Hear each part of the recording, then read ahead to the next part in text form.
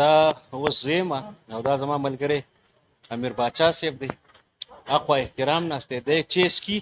او د دې چینه بعد مونږ زو د خیره سره د یو ملګری تریشل دی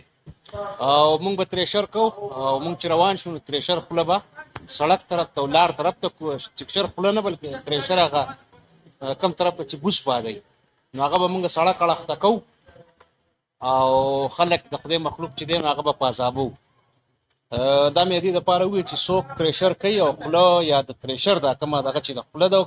ارڅ چې کوم یخې دی